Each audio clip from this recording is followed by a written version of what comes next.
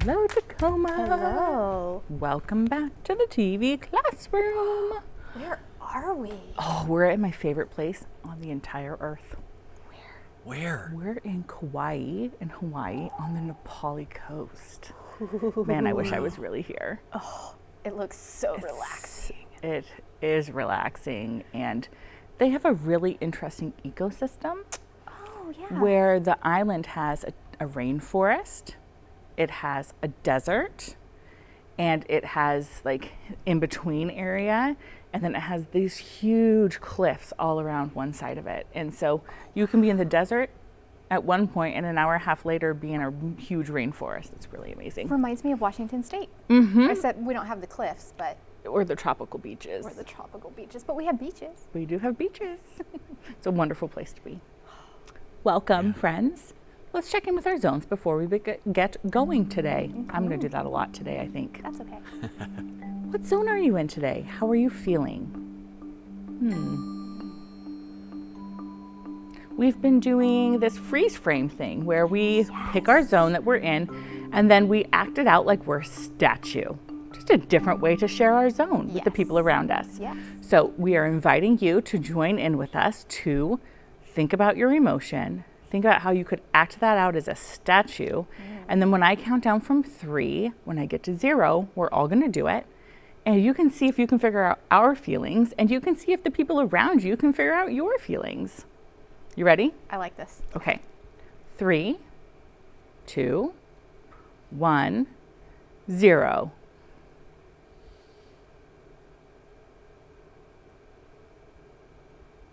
Okay, Mr. Kevin, how are you feeling? Well, so I'm probably a little yellow, and because I'm really thinking a lot of things happening. So that's what You're just what that in means. thought and unsure. thought and unsure. Yeah. Miss Oslin? I'm a little bluey today. I'm tired because one of my kids woke up in the night, was scared of the dark, and came in bed. And this is one of the kids who sleeping is active for them. It's not a Yes. passive thing. I'm like that. There were lots of movements and noises throughout the If night. sleeping was an Olympic sport, he would be a contender. Yes. I am that kind of Yes. sleeper.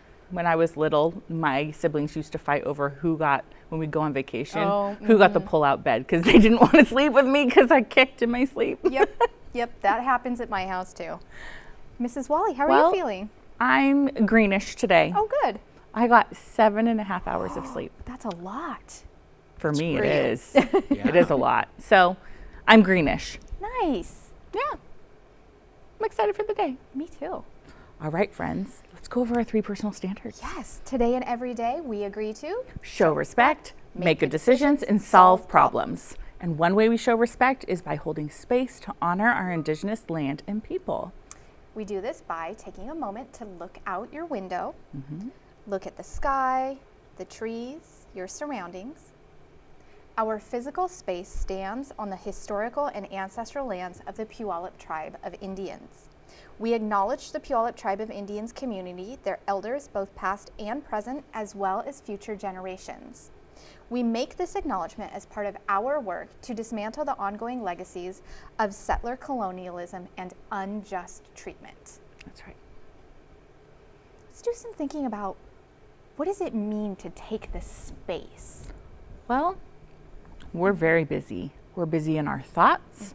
We're busy in our actions. We have a lot going on. Yes. It's important to take a little bit of time to stop all of those things, to really think about these people and how we can show respect and honor them from now moving forward. So space meaning time. Right. We know we have a lot to teach. We don't have spare time in our lessons, but we know that this is so important that we are making time to do it every single lesson that we do. And I wonder how our students at home can think about how they can take the space in their lives to do some thinking around our Puyallup tribe of Indians and the land on which we live. Maybe even some learning and listening. That's a good question, Miss Oslin. And it's what we're continuing to do here at TV Classroom. That's right. We are.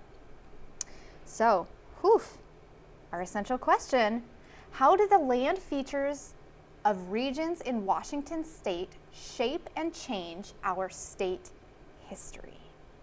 We've learned a lot. We have. Should we review our big social studies words?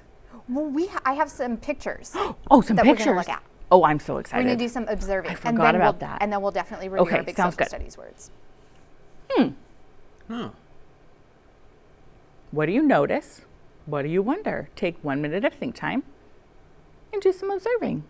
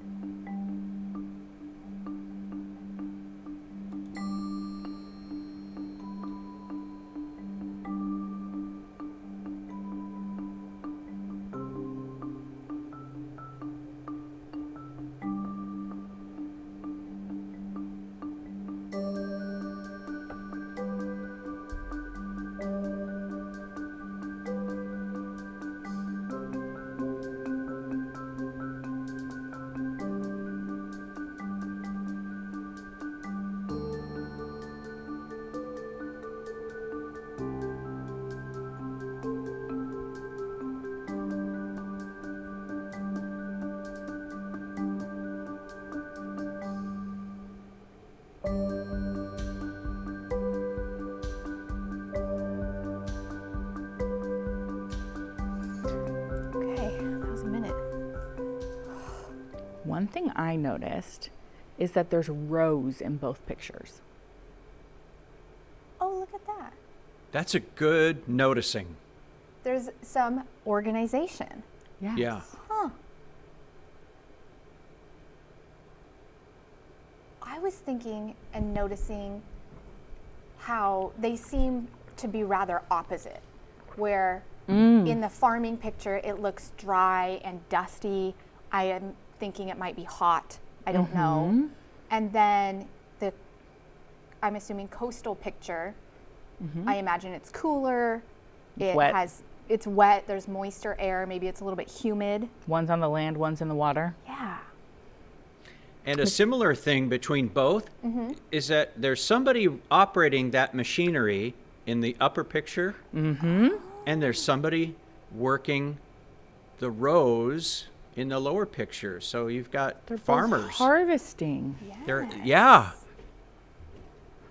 And thinking about the land features, like our plateau area allows this dry, flat space to grow and harvest things that need dry, flat space. And our coastal area allows us the resources to harvest and grow things that need salt water, like the food that comes from salt water. Well, that certainly Like speaks to our history. Oysters. Yes. Well, another thing to add to our thinking about how the regions impact our history. Mrs. Wally, do you think that's oysters? I know Oysters it's or- I know it's oysters Oh, okay. Cool. because I found the picture. Ah. You already mentioned some of our big social studies words did. in your explanation there. Are we ready to review? Ready? Big. Oh. Go ahead, Mr. Kevin. Sorry. Big social studies word. I'm not going to have as big of my shoulder. It's Yes, Not, yes. not happy at the moment. So, plateau. A high level area of land. It's on our east side of our mountains. Yes, It's in the eastern region of it our is. Oh, state. region. region. Look at that. An area with common climate and certain features like high level area of land that's warm Yes. and hot during Or- the summer Water and beaches that are cooler. with salt water. Saltwater. Lowland. Oh, land that is low in respect to the surrounding country.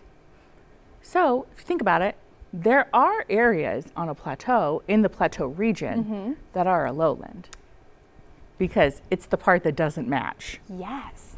Kind of think of it as like the outlier of that region. Yes. And like we do have some flat high level flat areas on the western side of the state that are not part of what the rest of the region is like. Yes. There can be some diversity in the Yes. region. And there certainly is here in Washington. For sure. Industry. Turn- We are so in sync today. We can say it together. Okay. Turning raw materials into finished product. Oh, we were going to reorder these. We were. Should we read them in the right order? Yes. Okay. Scratch that. Resources and areas, wealth and means of producing wealth. Such as oysters. And wheat. Then we take those resources and turn them into a finished product. That's an industry. That's like the farmer harvesting the wheat. Yes. Or the farmer harvesting the oysters. Now that resource has been turned into an industry where we sell oysters and wheat all around the world to support our Economy. which is the system of how money is made and used. We sell and trade those things to gain money in our economy so that we can have a community that has money and wealth. We ready to learn a new word? Yes, always. Always. Climate. Oh, that was in one of our other things. It was. Climate. That's part of a region. Is it just like the weather? That's what I was thinking. Like when it snows and it rains? I've heard people say, oh, the climate is changing. Climate's It changing. snowed on a day it doesn't normally snow. The meaning that I found was the Oh. usual weather conditions in a place. Over a long period of time. Yes. That's the thing people forget. Yes. Climate change is about what's happening over an extended period of time, not in a single year. Meteorologists look for changes that are consistently happening from year to year over a 5, 10, 15-year span, and they measure those things to see if they're seeing a trend of rising heat temperatures that are common or lowering temperatures that are common. And our world goes through changes, and it goes through ice ages and melting, and ice ages and melting. And right now we're in a melting age. But we're I have a speeding it up. sentence. Oh, I'm Yes, sorry. go Yeah. ahead, Mr. Kevin. I wanted to see what the weather was like on the top of that mountain, but I just couldn't climb it. Is that right? You have to warn me if I'm taking a drink. I've already had to put one input chart away today for spilling my drink on it. Oh, sorry. While that's a fabulous sentence, Mr. Kevin, It's not right. It's not the correct not. use of It's the not the word. correct- it's not. It's not. The sentence I came up with is the Pacific Northwest has a mild climate. It sure does, because we don't have the bitter cold winters of negative 20 degrees like they do up in Alaska. Right. And then we also don't have the really hot, muggy temperatures like they do down in Texas and Yes. Florida and Mississippi. They have a different climate than we Yes, do. yes. We get to kind of stay in all the comfortable zones. We get a little bit of snow sometimes. We get a little bit of hot sometimes. And then we kind of stay in the like 74 to 38 degree temperature most of the time. I only know that because I really like weather. That's why I Yes? live here. Yes, me too. Mr. Kevin? So, speaking of climate in our state, my brother went to college on the east side, Washington Yes. State University, and he found a job over there. Ooh. And he lived over there from college on, essentially. When he comes back to visit on the west side of the state, he said that he notices, he can smell the moisture and the mold, some of the mold in the air over here.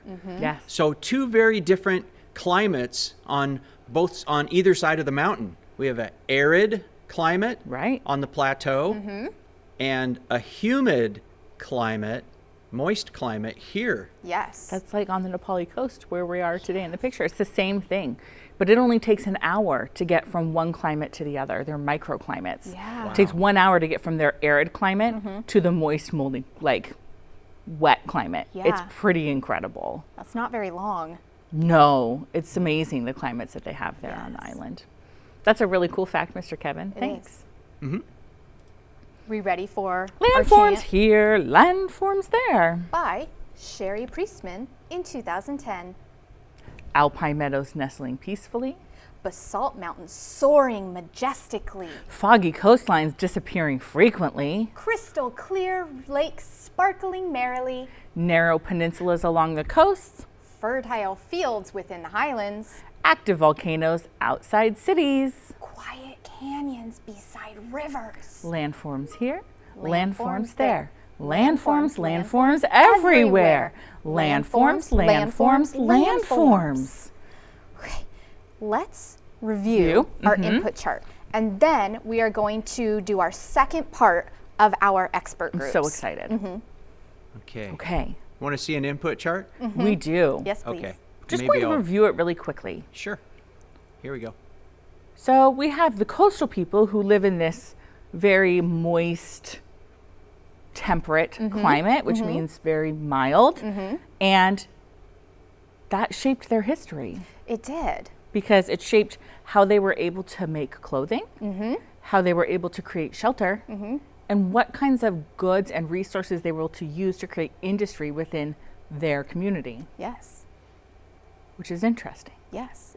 It impacted their culture too. Sure did. Same with the plateau people. Because they were in a spot that was between two different groups of people, they were easily able to travel to other Yes. groups of Native Americans and learn from them, bring that knowledge back and incorporate it into their community and create trade based on the things they were able to produce from the resources, like salmon fishing and hunting for deer and elk and creating clothing and homes. And then they used knowledge. Yes. They learned different types of homes that made more sense for them and their lifestyle. And they learned how to transport themselves and their goods easily from other groups of people. So instead of just walking and carrying it, they learned that there were horses. They started breeding horses and using horses as a way to get around and a way to move things that didn't take as long. Is that a pretty good one? Yes. Okay. Let's learn some more today about, is it a plateau tribe we're learning about today or a coastal tribe? It's the Columbia Plateau. Yes. Okay. And we're going to have the same sections that we used when we learned about our coastal tribe. We're going to talk about physical features, climate and natural resources. Trying to find our coastal tribe. Which one Boy, was we've been busy. We have been busy. We were talking about the Western Lowlands and the different features and like the industries in the Yes. Western Lowlands. Yes. So do we want to review that really quick? I think that's a great idea. Okay, so we learned that in the Western Lowlands, the physical features are there's floodplains. Back then there were cedar trees and rivers and the ocean. Now along there we have cities and towns and farms. We have harbors and rivers, and the harbors are sheltered, which allow us to do things like have farms for oysters. Those are done in a sheltered harbor Because of the landforms. because of the landforms and the physical features of the area. And then the climate. Over here in the Western Lowlands, it's mild. We have a cool winter and a warm summer, but they're pleasant. We don't have weeks and weeks and weeks of bitter cold or weeks and weeks and weeks of really hot, sweltering weather. We have a little bit of it, but not a ton. In the winter, it's cloudy and wet, and it rains 35 inches to 45 inches a year, depending on where you are in the north to south regions. As you go south, it increases, and then right along the border, it starts to decrease again in Vancouver. Good thing I took these notes, huh? No, I would never have remembered all that. Me neither. Oh, resources are abundant. There's the Puget Sound. It has rivers, lakes, bays. We have fish. I'm not sure what I was drawing there. Maybe clams? Probably. We have mussels, trees, limestone that can be used to make cement. There's harbors that we can bring boats in and do fishing on and have Yes. importing on. Yes. Big part of our history. It is. And then because of all of that, we have so many industries here. We do. We have factories like Boeing that make big, huge aircrafts. We have a lot of people here. We have the space to have people live here. And they live here because of the industries. We have Microsoft, Starbucks. There's fishing, tourism, and recreation outdoors. And that is benefited because of the climate that is on this part of our state. Yes. And we had a question about the ports We did. along the west coast of the United States, specifically here in Washington. Yes.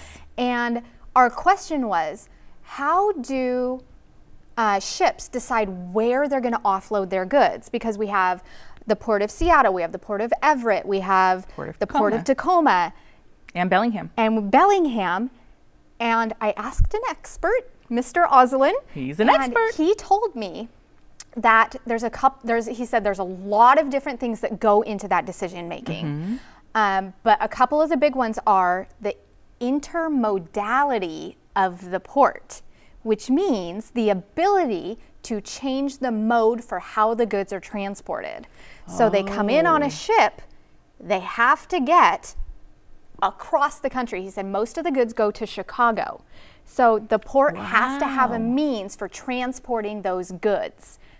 The rail system in Tacoma and Seattle really enabled those two ports to move a lot of goods. So their ports became bigger. Exactly. That However, makes sense. Seattle and Tacoma are not the biggest ports in Washington. Kalama, Where's that? Oh, down south. by Vancouver. By Vancouver. And one feature of the port of Kalama are the Columbia River. Columbia River, and the land features enable the ships to get in and out really easily because the water is deep.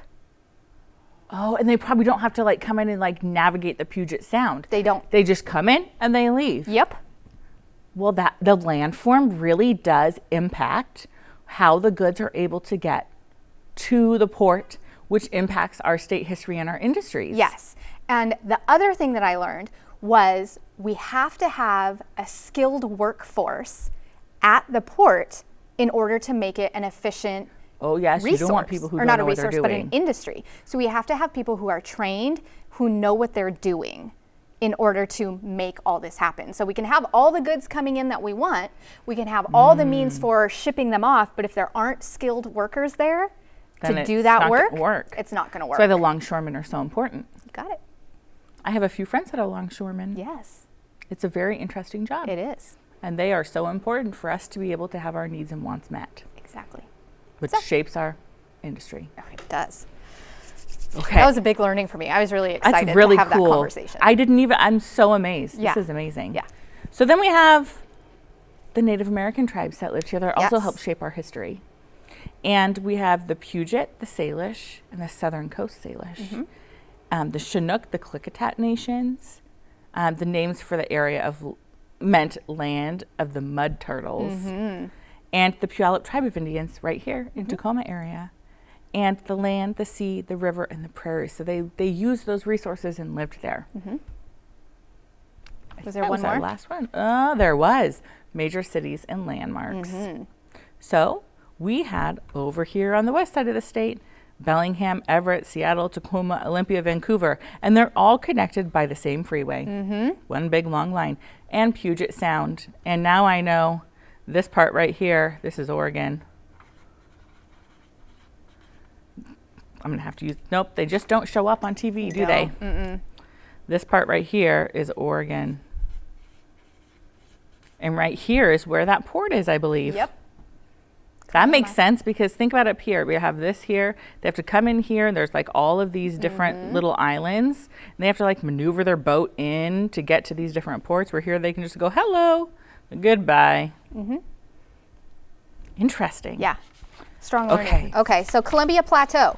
So at home, you're going to want to make sure you have your notebook out and open or a piece of paper, something to write on. You're going to want to make sure you label your writing. Oh, yeah. Because like we just witnessed going back and reviewing, it's really easy to forget when you have a lot of input or a lot of new information. So we're going to be talking about the Columbia Plateau. First, we're going to be talking about the physical features.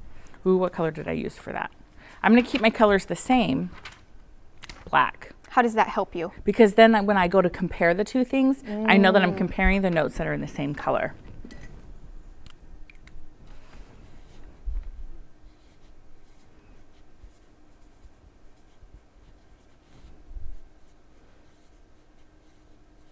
And I can like rip out my notes and like compare the same colors side by side.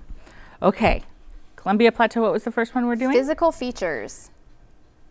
I'm ready. The largest of Washington's ecoregions, the Columbia Plateau, occupies nearly 1/3 of the state. Native grasslands, sagebrush, shrubs, and small trees are scattered across the Columbia Plateau region. Isolated mountain ranges are found in this region, including the Blue Mountains. Millions of years ago, vast lava flows covered the region in basalt, leaving behind one of the largest lava plateaus in the world. Ice Age floods cut coulees into the basalt of the scablands. So 1/3 of the state. Can you read that one more time? Yes. The largest of Washington's ecoregions, the Columbia Plateau, occupies nearly 1/3 of the state. Native grasslands, sagebrush, shrubs, and small trees are scattered across the Columbia Plateau region. So grass, sagebrush, shrubs, and small trees.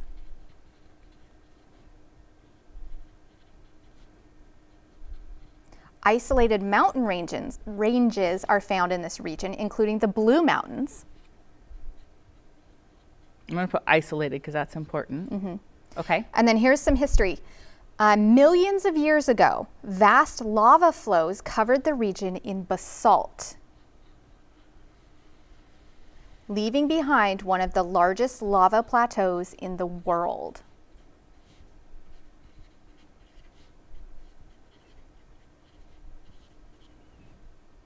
Ice Age floods cut coulees into the basalt of the scablands.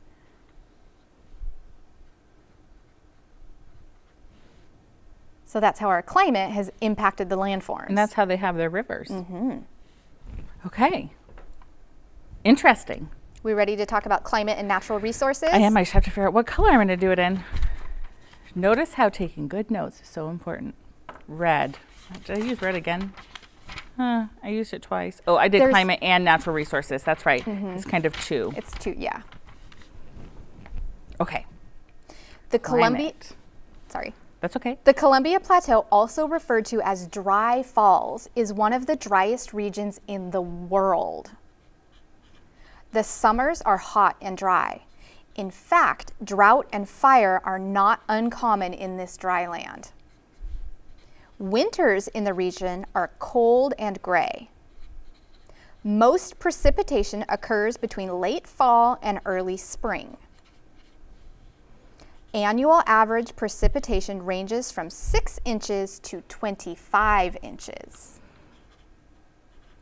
While snow falls in the Columbia Plateau, it rarely lasts long before melting. The region has large rivers rich with salmon.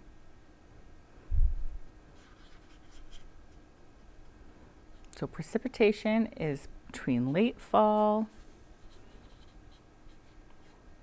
to Early spring. And then annual average Yep, I from have 6 that. inches. You got that? Okay. Yep. And the region has large rivers. Yes, as the Columbia and the Snake. With salmon. And it snows too. Okay, so I have something that I was distracted by as I was trying to take notes. In the western lowlands, we have one of the wettest places on Earth, the Hoh rainforest. And in the Columbia Plateau region, we have one of the driest regions in the world. Which I didn't know that. I knew the Hoh All rainforest. in one state. I know, isn't that just Amazing. amazing. Isn't that cool, Mr. Kevin? cool features? Really cool features. Huh. Should we read more about the resources? Yes. Okay. That this land and climate gives us. The fertile soil of the Columbia Plateau provides the basis for the region's agriculture. Ooh, hang on. Fertile soil from all that basalt and volcanic activity. Fertile soil. What does it give us? The basis for the region's agriculture. Okay. Waterways, including rivers and lakes, teem with a variety of fish. Rivers and lakes. In addition to the Columbia, 2 other great rivers that dominate the dry landscape are the Snake and the Yakima. We have the Columbia, the Snake. In the summer, livestock graze on the abundant hay and grains on the slopes of the mountains.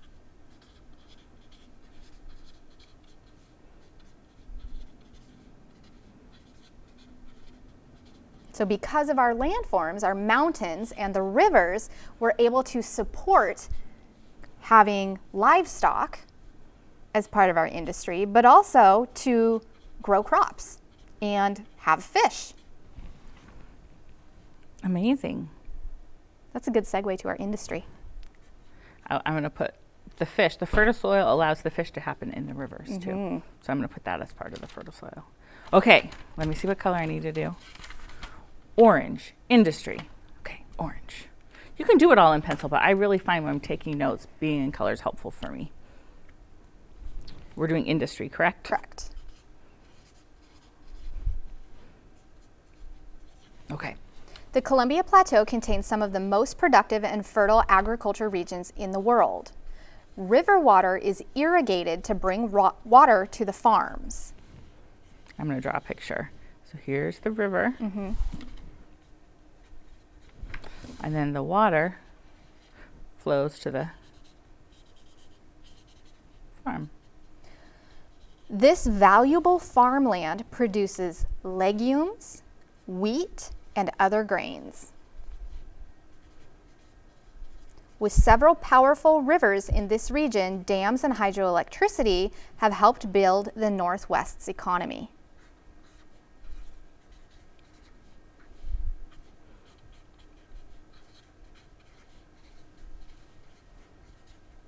Which we're talking about in 5th grade right now. Yes. About how it builds our economy and helps us with our needs, but it also has a negative impact on some of our wildlife and some of our other industries. It's a debate we're having. It's a balancing act. It is. All right, Native American tribes. See, I have 1 piece of paper left. How many more do we have? 2? Okay. I'll just do it onto this book. What color am I going to do Native American tribes? Let's see. Or you know what? I'm actually going to use this same chart and do it on this side for this last one. That's a good idea. Native American tribes is in blue, and I'll do it in a different color. Okay. The Plateau tribes moved into what is now Washington as the glaciers began to melt more than 20,000 years ago. Whoa. Hang on. Say that again. The Plateau tribes moved into what is now Washington as the glaciers began to melt more than 20,000 years ago. And I'm going to put into parentheses Washington because it wasn't Washington then. How long have we been a state? Since, what was it, 1889, Mr. Kevin? 1889. So 1889 to 1989 is 100 years. And 1989 to 1999 is 10. 1999 to 109 is 20. Or 200, well, you know what I mean. And then 09 to 19 is 30. And then now we're in 21. So that's 2. So 132. So only 132 years ago were we a state.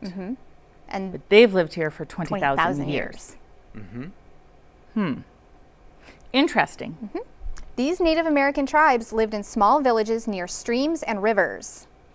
They depended on salmon for food. We have learned that. The Nez Perce, which means pierced nose in French, were one of the largest of the Plateau tribes. Mr. Kevin, did I pronounce that correctly? I believe it's Nez Perce. Nez Perce? I think it's Nez Perce. Okay, I'm gonna look it up. Gonna look it up? Yeah. Depended on salmon, right? Salmon for food, yep. And I find it interesting that there's a French name for a tribe. I'm curious where they got their The origin of the name. origin, because Yeah. maybe someone came from France and saw them with their pierced, maybe they have pierced noses, and that's a feature of their tribe. Well, Maybe. remember that there's, Canada to the north. That's correct. Is heavily French It is. influenced. So The Yakima and Palouse tribes also settled in the Columbia Plateau. The Native Americans in this region still hold many cultural events throughout the year, such as powwows and potluck ceremonies to celebrate good fortune.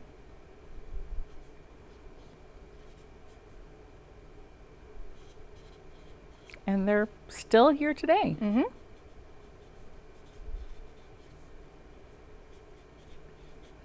But on reservations, which we learned. We did. All right. Okay. Major cities and landmarks. I'm going to do it in green for the Columbia Plateau. So the purple is going to be that one, and this is going to be the Columbia Plateau. I think that's a good idea to do them on the same so you can easily see and compare. Okay, that's all mushed together, but that's okay. The Columbia River bisects the Columbia Plateau region and is home to the Grand Coulee Dam, which produces more hydroelectric power than anywhere comes up else like in the this. United States. Right? Isn't that kind of how it I comes think up? so. Okay. I don't know where that Grand Coulee is, up here somewhere. So we'll just put it here. I can hear Mr. Kevin listening to something back there to He figure out how is. to He's say it. researching. Spokane is the largest city in the Columbia Plateau regions. Other major cities in this region are Yakima and Pasco. Ooh, Yakima's down here. I didn't make this quite big enough. My dad grew up in this region. He grew up in Ephrata, which is like right in the middle. It's a very small town. The Colville Indian Reservation covers 2,116,802 square miles in land area and is home to both Colville tribal members and their families and other non-Colville members, living either in small communities or in rural settings. Interesting. It'd be interesting to find a map of that That would be. and see how much that compares to the rest of the state. Because that sounds like a lot. But it's not a lot if you look at it and compare it to the rest of the state. Mr. Kevin, you ready? I'm ready with The official unmute. word? Ready with the word. So it's ne per se. Ne per se Yeah. is probably It looks the French. like Nez Pierce, but it's ne per I wonder se. how because we've talked to someone who went and visited them, Yes. and they refer to themselves as Nez Pierce. Which is an English version of that. of the pronunciation. Yeah. I'm sure that either one Yeah. is probably correct. It's so interesting. Yeah, but I think in our case, well, at least for me, it's kind of confusing because we live in Pierce County, and when I was younger, I always thought Nez Pierce, Pierce County, but that's not. There's no connection there. No. These Okay. are Nez per se or Ne per se Indians, and we live in Pierce Pierce County, County. which is named after somebody else. Okay. Interesting. Yeah. Really interesting. Okay. That was a lot of learning. It was. So now it's time to do some processing. Yes. On your inquiry chart in your notebook during your independent work is to go back and think what I think I know about Washington history, And its landforms and how it's impacted by all of that. climate, industry. And what do I need to change my thinking on? Yes. I thought Tacoma was the biggest port, but I learned that it's not. And you know why? And I know why, because the land features make it easier to get to the other port. What else do you want to know? Ooh, what are your new questions? I have a lot. I have a lot too. We're getting to the point where we should be able to be answering our essential questions. Oh, I think we can answer how the land features of the regions in Washington change and shape our state history.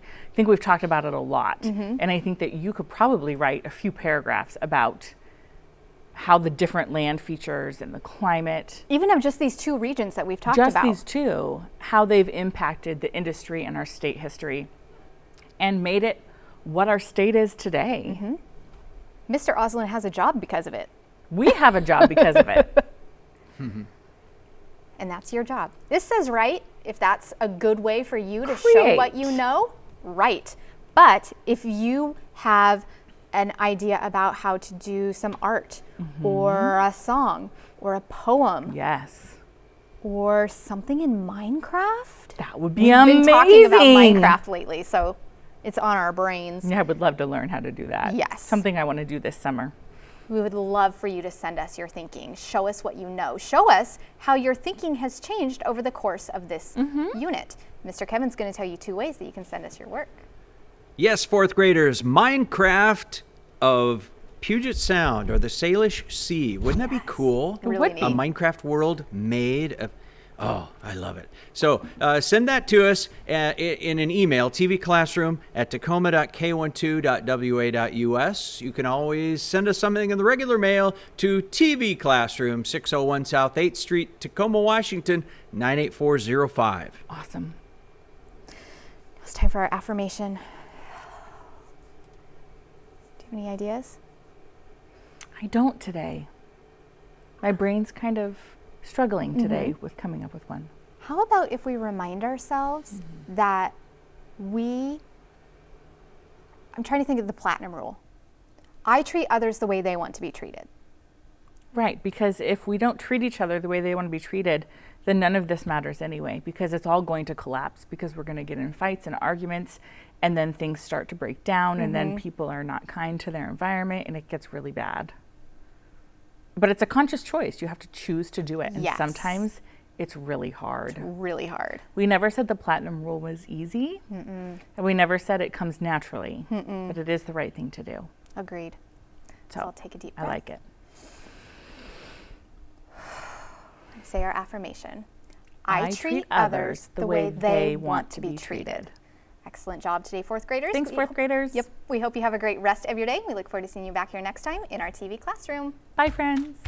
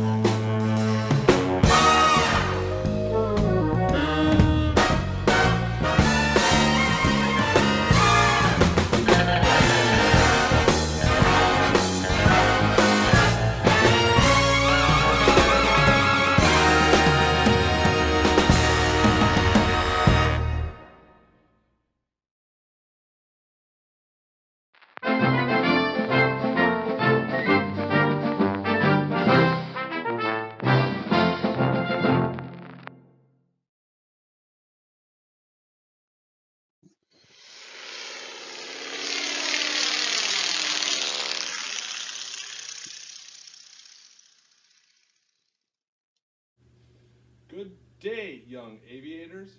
Did you know that we live in an amazing state? Not only is Washington famous for its spectacular scenery, but did you know that Washington State is famous for making airplanes? So today, we will be using our arms' muscular strength to fly around Washington State and see how beautiful it is. All you have to do is put your arms out when the bald eagle takes off from her totem pole and keep them flapping until she makes it back to her totem pole safely. Now, your arms might get a little tired, but that's okay. That's how we build our muscular endurance. Don't stop flapping until you land. Have a great flight.